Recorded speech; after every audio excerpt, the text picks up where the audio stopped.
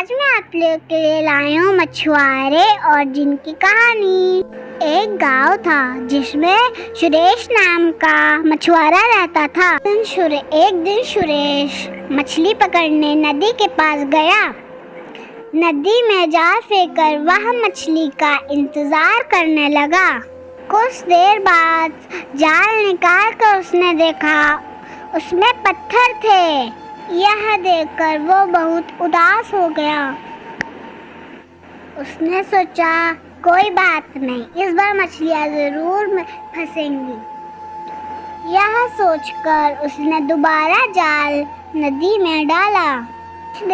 कुछ देर बाद उसको जाल भारी लगने लगा। उसने सोचा बहुत मछलियाँ फंसी हैं और खुशी से जाल ऊपर खींचा।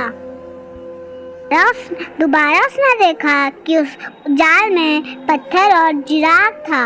यह देखकर वह सोचने लगा आज तो भूखा ही रहना पड़ेगा। तभी उसकी नजर चिराग पर पड़ी। उसने चिराग को जाल से बाहर निकाला और देखा यह चिराग तो बहुत पुराना है। उसने अपने हाथों से चिराग को साफ किया। तभी उसमें से एक जिन्न बाहर आ गया। जिन्न ने सुरेश से कहा, तुमने मुझे चिराग से आज़ाद किया है, इसलिए जो तुम कहोगे वह मैं करूँगा।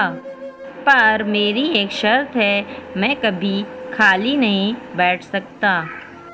अगर मैं खाली बैठा तो मैं तुम्हें मार दूँगा। तभी सुरेश ने कहा, अगर मैंने तुम्हें खाली नहीं बैठने दिया तो जिन्न ने कहा, मैं जिंदगी भर तुम्हारा गुलाम रहूंगा। यह सुनकर सुरेश मन में सोचने लगा, यह जिन्न तो मेरे बहुत काम का है, अब मैं इससे सारे काम करवाऊंगा। यह सोचकर वो बहुत खुश था। तभी जिन्न ने कहा, मुझे जल्दी से काम दो। तभी सुरेश ने कहा, मुझे जोरों की भूख लगी है, मेरे खाने का इंतजाम करो।